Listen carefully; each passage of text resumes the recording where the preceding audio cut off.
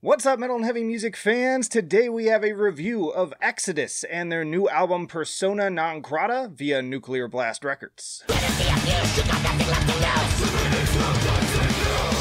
In a big week for returning legacy acts, the West Coast Thrashers are dropping their 11th album in roughly 40 years of existence. The second following Blood In, Blood Out with Zetro on vocals since his departure in the mid-2000s. As always, my question with new releases from decades-old acts is, does this fall victim to feeling like another tired rehash from a band past its prime, or a surprising second wind?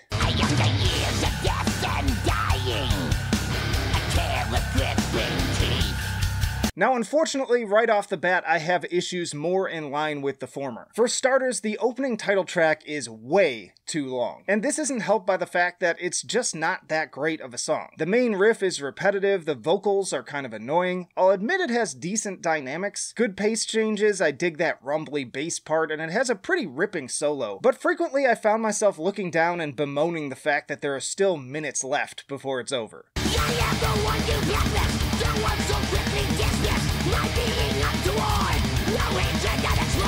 It's a chore right from the beginning, and when your album is over an hour long, that's a serious red flag.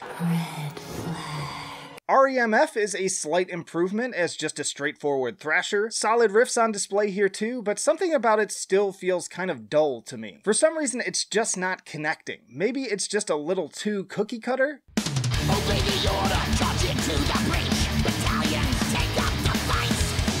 Same goes for Slipping Into Madness, which again suffers from repetitious riffs on top of the lack of visceral punch. There are some good elements on display, like the fun gang vocals and enjoyable harmonized solo, but all said and done, it's still just mediocre. The cartels, the doctors, the pharmacists. Infection, affliction, dissension. When not even a D-beat can save you, something is wrong. That's like the Metal Trench's Konami code. You had one job.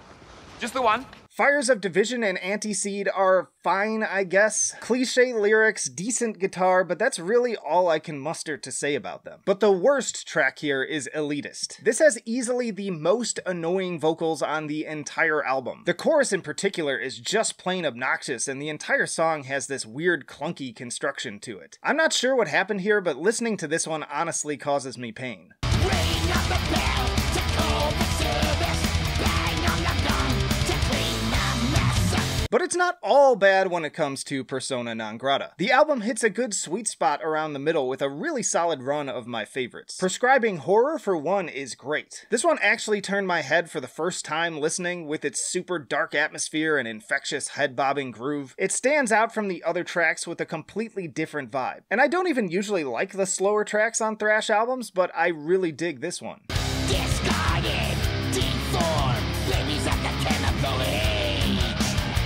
Mutated, some unborn. Years of Death and Dying is another slower to mid-pace song that I quite enjoyed. The verses are driven by this raunchy, rumbling bass alongside more simple yet effective chugging riffs. There's also a great pace change around the middle punctuated by another killer solo, and the chorus is pretty damn catchy with the scream-along lyrics and electrifying guitar sweeps.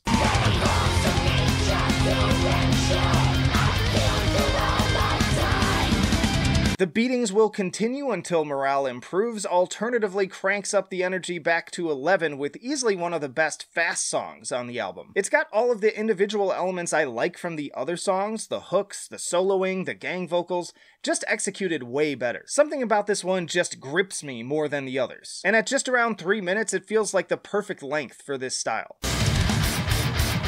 Another day, another ride, another fire lighted. It's got you feeling down. Unfortunately, Exodus loses me again after this with Clickbait, which once more degrades into blandness to the point that my brain just checks out. They rally a bit with Lunatic Liar Lord with its intriguing sort of Lamb of God sounding twangy acoustic intro, but ultimately this one also ends up overstaying its welcome.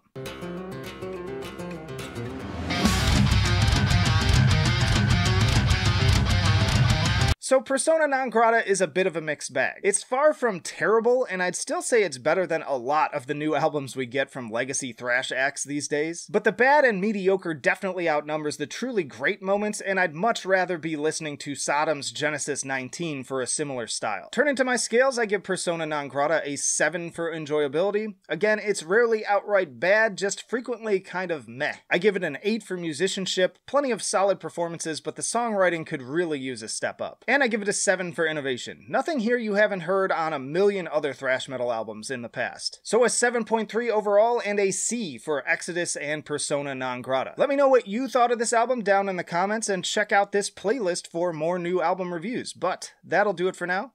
Flight of Icarus signing off. I will see you in the trenches.